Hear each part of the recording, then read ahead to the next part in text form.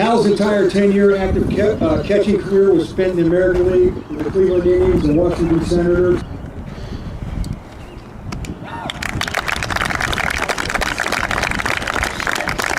How about the guys in the cards there? Earl Wilson. Yeah. That year he had 7 home runs, and he was one of our winning pitchers. Very nice gentleman.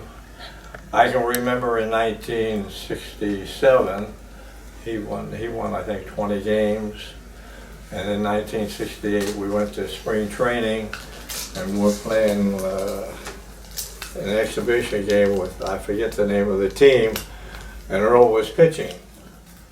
And first inning they got about 2 or 3 runs off of him, and he didn't like it.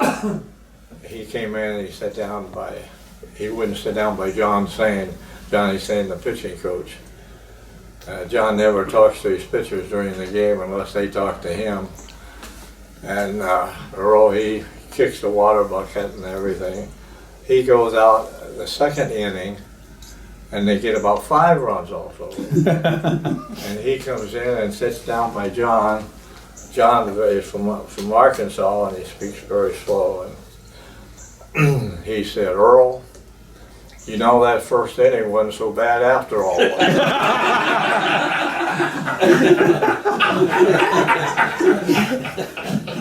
And so a year later, even when we were out of the game, I got a call from Earl, and he wanted to know about that story again. He couldn't quite put it together. But he was a good guy, good handsome guy, well dressed all the time. And I tell you, I don't know whether we have enough time for me to tell you about We do.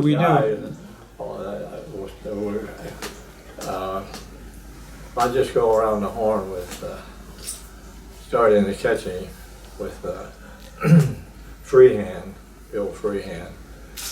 He was really an outstanding catcher. Probably a really solid player on the team. Always calm and knows what to do. Handle the pitchers extremely well. Yeah. I have nothing bad to say about any of the players, really. They were good people. We have Norm Cash. Norman was, he kept everybody alert. I remember in the World Series, when we got beat by Bob Gibson, who struck out 17, I got a phone call. I say to myself, you turn your phone off, and I forgot about it. Excuse me. Well, that's probably Denny McLean. Wondering what you're going to say about him. No, it's not one. I'll tell you a story about Denny too. But who was that? Norm Cash. Pardon me? Norm Cash. Oh yeah, Norman. And 17 strikeouts. The first game of the World Series. And in the locker room afterward, Norman said, well, he'll never strike out 17 again. 18, 19, or 20, but never 17. He says, wait till he finds out our weaknesses. Norman, he had everybody laughing. When we were starting the 7th game of the World Series, and Gibson is pitching, and the manager walked through the clubhouse, and he said, okay, fella, says, let's go get this guy, referring to Gibson. He says, he's no Superman. And Norman speaks up and says, I don't know, Skip. When I came in the ballpark today, I saw him dressing in the phone booth. He was very clever. So that takes care of Norman. And Mickey Stanley, I was just with Mickey about 3 weeks ago. And what an outstanding individual. Of course, a great athlete. He didn't enjoy the World Series very much because he had a lot of pressure on him. But he did a wonderful job. He was a super center fielder, and really a good kid. Hal, were you brought in by Mayo Smith to kind of decide whether or not to do this experiment of moving Stanley in? Were you part of the think tank on that? About Mayo? Well, about Mickey Stanley becoming a shortstop. I mean, who decided that? Was it a group? Well, they wanted to get K-Line into the lineup, but that seems odd to say that you had to make a place for one of the great players of the game, you know. But gee, we had a terrific outfielder, and Mickey was very athletic, and one of his close friends was Ray Euler, the shortstop, and that put him in a bad position. So, but anyhow, I think it was a good decision, because I had a lot of confidence in Mickey. But I hated to see Ray Euler because he was a tough defensive player. So it was a decision that worked out very well for the Tigers, since we won. Second base was Dick McAuliffe, wasn't it? McAuliffe, he was great. He was, you know, we only had one. I think we had a losing streak of 4 games, and that's when he he wasn't playing because he was suspended. I think he challenged, I forget who, Tommy Johns, I believe it was, and he can play on my team, and he did.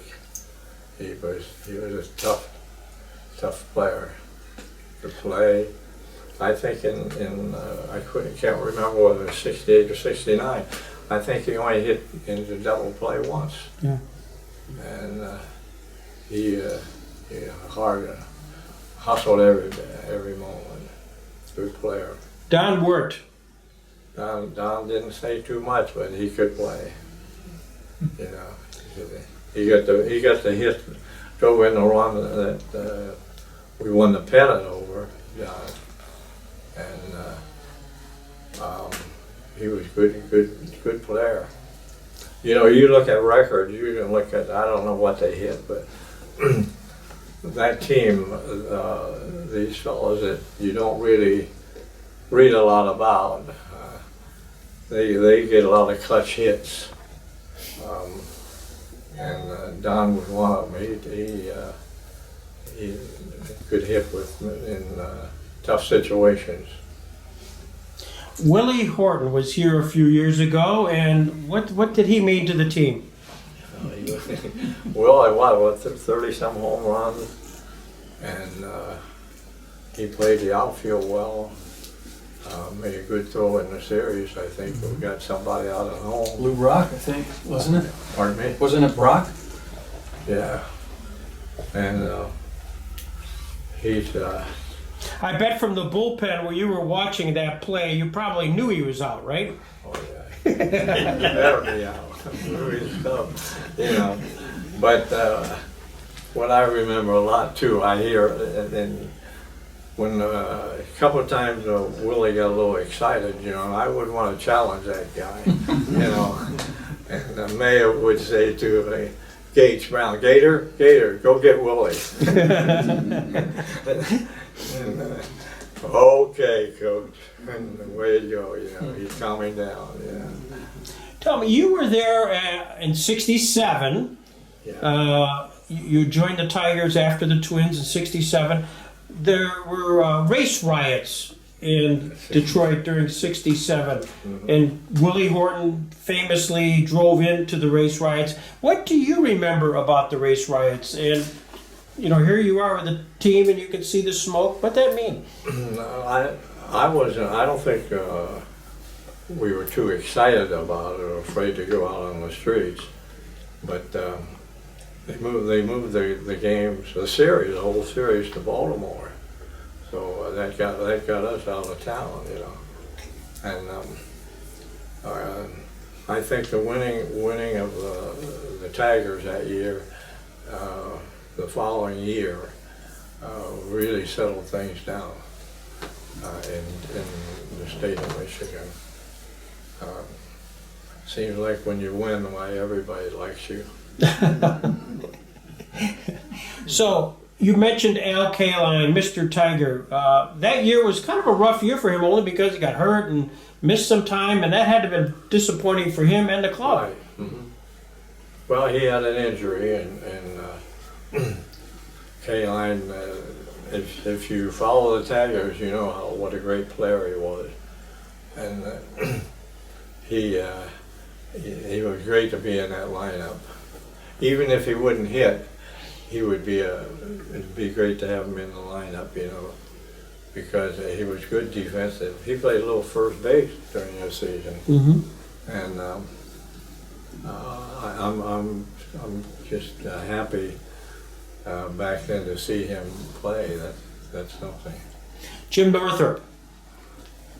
Jimmy Northrup. He's a hard-nosed guy, I think, and wanted to play. And every ball that he didn't swing at was a ball. You know, Jimmy, he didn't like the umpires too well, but he was a great outfielder and played center field. Did a good job. He played right field and center in the World Series. So he was the type of guy that he was a winner. He was a winner. I was telling someone here that one time he struck out in Cleveland. Yeah, I think it was in Cleveland. He struck out and he came out in the outfield, and he was really upset. I just grabbed the ball and jumped out and threw it to him, and I told him, I said, Jerry, why don't you just think about the next time you come to bat. Well, I know what he really wanted to tell me, you know, but he didn't. And doggone, that's the game he hit 2 grand slams that day. So Yeah. he needed you. No, he didn't. He was talented. He was good. All those fellows were good guys. All right, let's get to Denny McLain. Denny McLain, here, I've won 31 games, Cy Young Award winner, all that, but in the meantime, he's on TV shows, he's playing organ, he's got a whole life unto himself. How did you control all that? I have nothing but good things to say about Denny McLain. He's treated me great. We were working on a pitch in 1967. Denny needed a short breaking ball. He had a good alive fastball. He needed something that he could get over and play consistently. So John Sand, who was a great pitching coach, was teaching a short breaking ball like a slider. And Denny was having a little trouble getting it. This is 1967.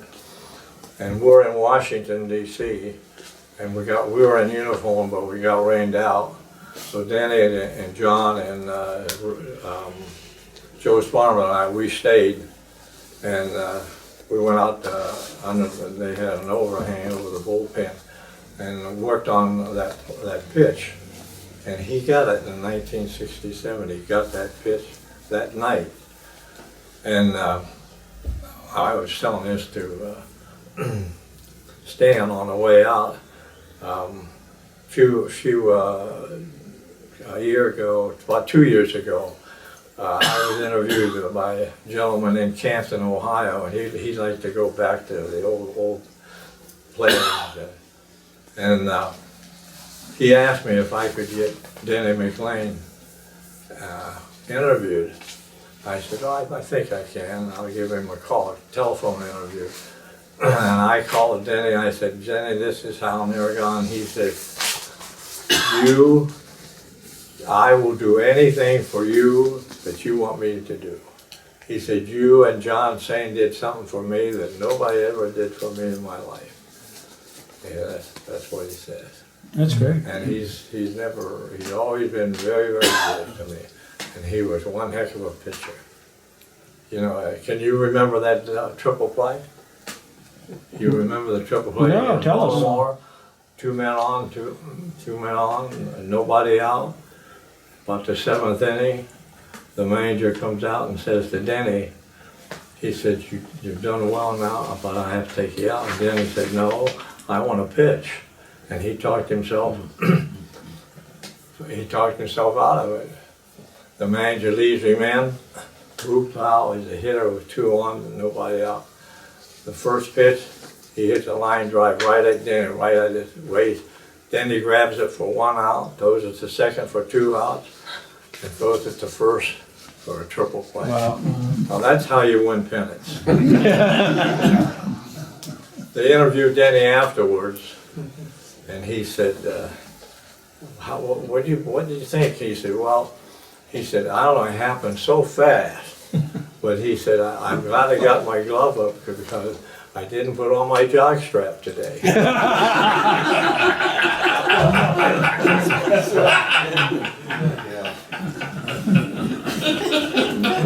Susie, we'll explain that later. I think Mickey Lolich. Mickey Lolich, boy. 3 games in a World Series and then hits a home run. He was a tough pitcher. Did he, early in the year, did he come out of the bullpen? I mean, wasn't he bullpen duty? Well, you know, any of those pitchers would, if they needed to go an inning or 2, they would do it. You know, it's not like today where they don't go, you know, they only go 5, 6, 7 innings. Back then they go, you know, they wanted to complete that game. But Lolich was, I don't think anyone will have winning 3 games in a World Series, but they won't be pitching 9 innings and complete games. Yeah. That's a real key. Johnny Sain had a lot to do with that. During Johnny Sain's career, he pitched 9 games in 29 days. Oh, gosh. Complete games, lost 2 by 1 run. And he always said if you don't know whether you can go 9 innings or not, the way to do it is just pitch 9 innings. Today's pitchers, they don't do that, but they make a lot more money too. Your career really aligned with Johnny Sain's. How did that happen? How did you connect? How did the 2 of you guys go? Well, he came to Minnesota when I was there. Mm-hmm. And for some reason, we sat down and started talking. And he was saying that what he likes to do, the type of, his thoughts and what it will help the ball club. And so we went over them and you know, he liked for his pitchers to throw a lot. We even had the boys in the bullpen, the relievers, throwing before the games, loosening up. And that worked a lot. That helped a lot. John was ahead of his time when it came with pitching. Your career starts off with signing with the Cleveland Indians. Mm-hmm. And as the story goes, they wanted you before your dad wanted you to go. In a way. Yeah. Well, they had to try out, you know, up in Cleveland. Bill Veck, right? Bill Veck was the owner then. And the team I was playing with around Barberton was made up of a lot of college boys and a couple players that will play professionally somewhere. And they, about 3 of them, decided to go to the Cleveland to the tryout camp, or days. So I thought, well, gee, I'd like to go along. So I filled out the application, and it did say on the application, you must be graduated from high school. Well, I was going into my senior year in high school. So I thought, well, I'll just go up anyhow and see what happens. Well, it happened, we took infield, and I had a pretty good arm, and I made an impression on them, and they wanted the scout come over and said, we'd like to sign you. And I said, well, I have to talk it over with my dad. And they said, well, you bring him up the next day. And we did, we talked to Mr. Beck. And they talked for about 5 minutes, and Mr. Beck said, I'd like to sign your boy. And my dad said, well, I have to tell you that he hadn't graduated from high school yet. No, and the two scouts, I thought we were going to jump out of the chairs, you know. And he said, well, I'll tell you what, Mr. Beck, he always wants to be talk about baseball. He wants to be a ball player. He thought this was a good opportunity to see if he had the ability. And Vic, he said, gee, that was a good idea. But he said, you know, we can't talk to him now, but can we talk to you after you get out of school? My dad said, well, handshake, dude. And they said, yeah, so that's how it happened. And I did work out with 2 or 3 other teams, but Cleveland was always my team. Being from Ohio, was that your team growing up as a kid? Do you remember? Oh, yeah. That was the follow them? Mm-hmm. Did you ever hear you played with the Indians? You played with the 54 Cleveland Indians, which won more games up to that time than anybody. Yeah. Mm-hmm. And you had a team loaded with the Bob Fellers, Early Wins, Mike Garcia's, Bob Lemon. Art Holliman. Hal Newhouser. Hal Newhouser. Yeah. Yeah. Early Win, and well, the starting 4 was you know, Bob Lemon and Early Win, Mike Garcia, Bob Feller, Art Holliman. Back then we had double headers every weekend. No double headers anymore. Yeah. We had a great pitching staff. Having won so many games, was it really the World Series against the Giants must have been very difficult. We won't talk about it. Okay, that's not. Well, one question though. One question. What? I interviewed many years ago Larry Doby, and I said, just one question, because he said the same thing. I don't want to talk about it. But the catch, the Willie Mays catch off of Vic Wertz, you had to have seen it. Right. No. It's just in baseball anyway. That's what's so great about baseball. You know, you're always playing the next game to get a chance. You don't know what's going to happen. And in that series, we hit the ball well at times, but we didn't. The Giants just played a little better.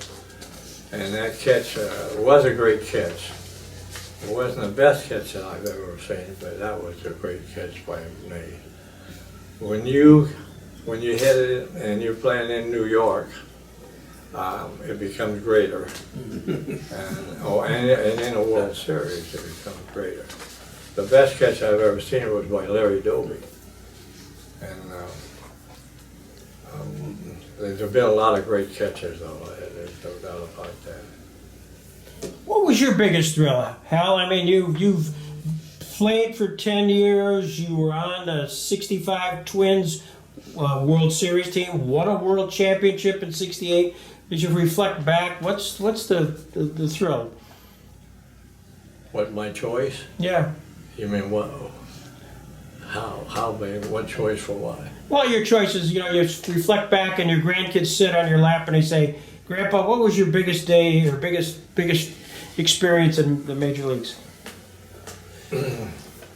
Well, I tell you, I think when they call you in from the bullpen to pinch hit, and that's your first time at bat, and you're like this, you know, and that was a big thrill.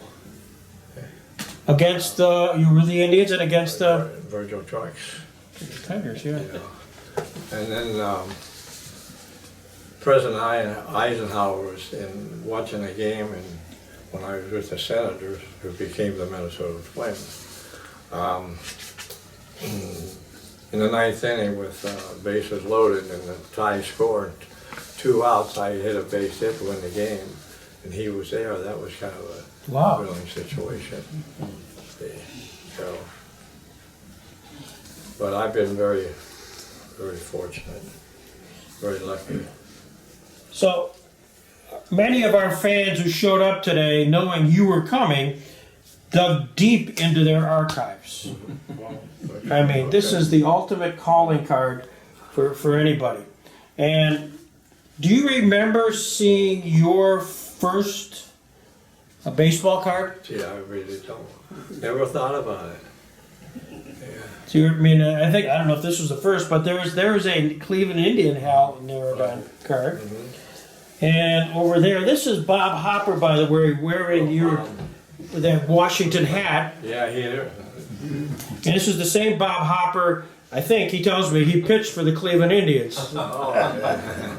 Do you remember Bob Hopper, the Indian pitcher? Did your paths cross with him? He was Bob Hooper, really. Oh, yeah, Bob Hooper, yeah, right. But he was sometimes on our he thing. signed his card, Bob Harper, once. Yeah. And sometimes when I try to get them on eBay, he's Bob Hopper, which is who I am. Oh. So my mother used to always complain whenever I did anything good, the newspaper would call me Hooper or Harper. Oh. And since I never did anything bad, they never did my name right. So, Russ Dietrich, the guy who cannot speak because he's a Yankees fan, but he did bring as an example, I'll pass this around, the Hal Naragon Cleveland Indians card, the Hal Naragon Washington Senators card, the Hal Naragon Minnesota Twin cards, a couple of them, and I'll just pass them around for you guys just so, I think that's the ultimate calling card, you know, to have a baseball card. Did you collect your cards? Did you collect memorabilia? My family did, Yeah. you know, but I didn't get involved in it too much. So for all these Detroit Tiger fans, Hal, when that final out occurred in the 7th game, what were you doing? I'm running for the clubhouse.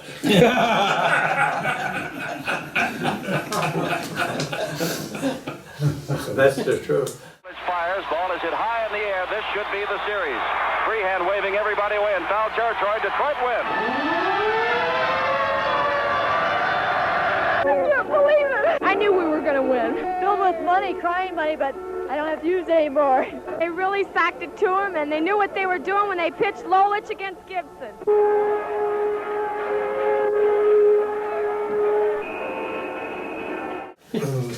Well, they celebrated, you know, and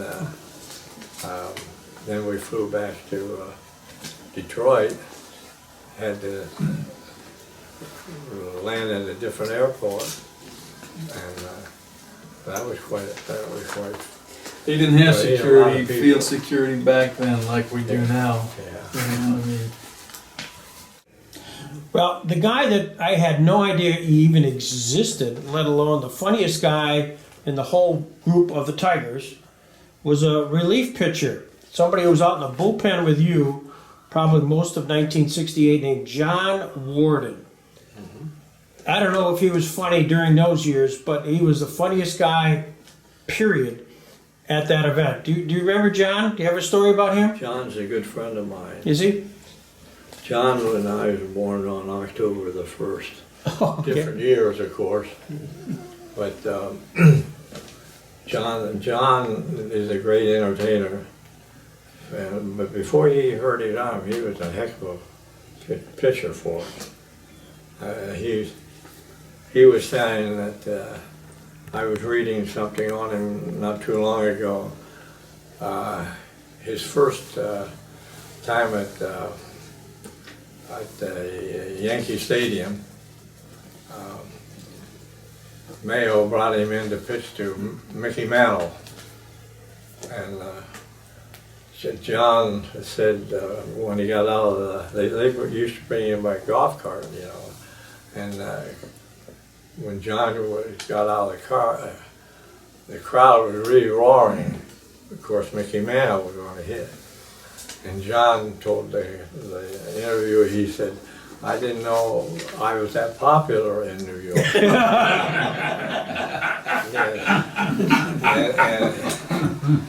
And if you remember that time, Jose Feliciano, Yes.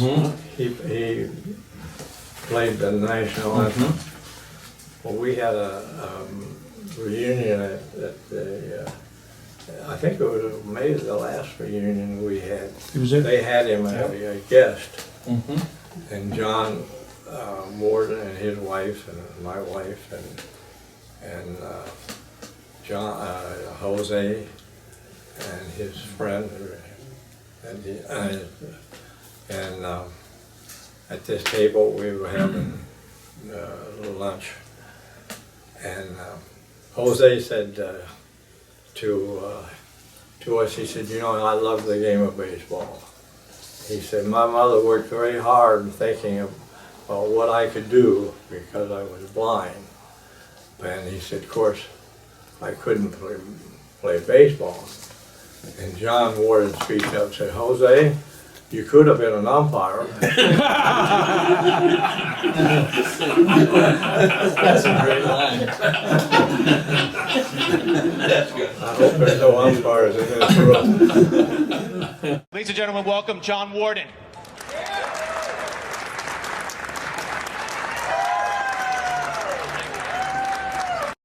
You like to add to what Al had to say at all? What'd Al say?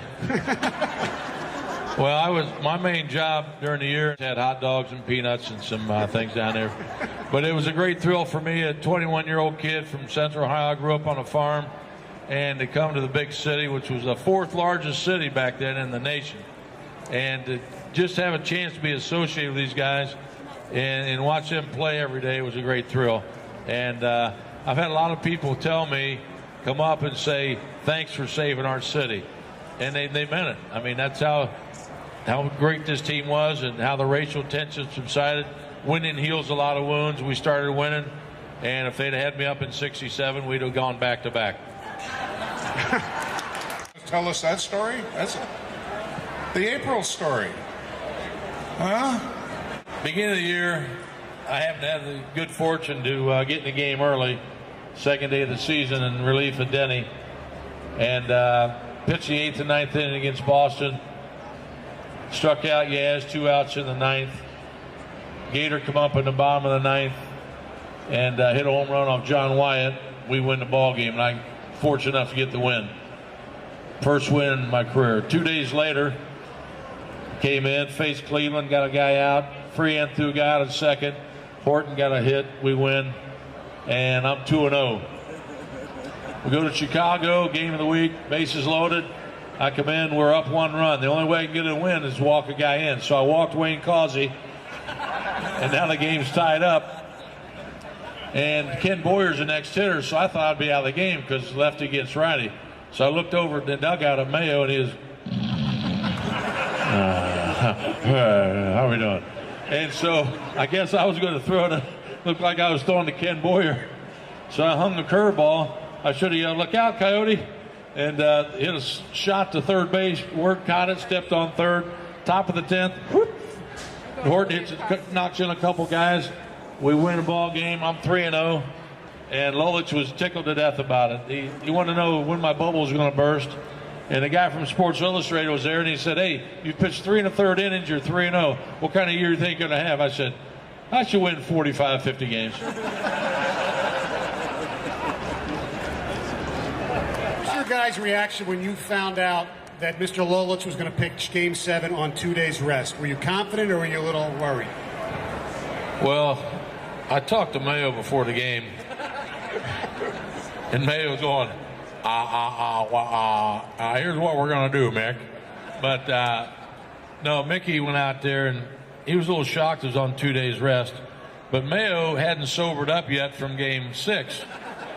And so he still had that little flask, and, you know, and he said, go get him, Lolo. That's pretty much it. Baltimore, everybody liked to beat Earl Weaver. Little Mickey Rooney. I had a perfect game going for 1 2/3 innings, and then sort of wheels came off. Be surprised. What was the bonus that you guys got individually for winning the World Series? $10,936.26. They make that now per $10,936. How much you guys get? They got $8,000. Oh, bullshit. That's what you cleared after it. They had to take taxes out. He's from Canada. He's got to count like 1, 2, 3, 4. And no, we didn't take steroids either. Yes. Tell you where they were that year, that week, that day that you guys won? Frequently, I'm assuming. Hey, Denny, do you notice it's always the old women that love us? Huh? Yeah. You know, hey, you look familiar. Did I leave you tickets in '68? I think I left her a couple tickets, Ray. Let's have a little humor here. Hal, when I was in the reunion of your 68 team, one of the guys that I interviewed was Gates Brown. And Gates Brown has a hot dog story. Can you recite that? Do you remember that? Well, Gates, he liked to come to the bullpen, you know. He told me, they always say, I went down with Hal, so I helped warm up the pitchers. Well, that wasn't true, you know. He'd come down, but he never warmed up the pitchers very often, you know. But it was great to have Gates around. He kept everybody alive, you know. But he used to come down because he knew that I would let him eat hot dogs, you know. You know, it's kind of strange, you know. Back then they didn't want you to eat. Now they want you to eat. Mm-hmm. You can just, K-Line told me a player didn't have to go out to the ballpark if he didn't want to, or you know, have the meals in the ballpark. But anyhow, so Gates, the story goes, he had hot dogs on him, and he walked out on the dugout to watch a few innings, and for some reason Mayo wanted him for a pinch hitter. So here he is pinch hitting with hot dogs, a couple of hot dogs under his shirt. and he was a great hitter. He hit a double and he went on his belly. Crushed those hot dogs right there. Yeah. Only Gates could have got away with it. That's true.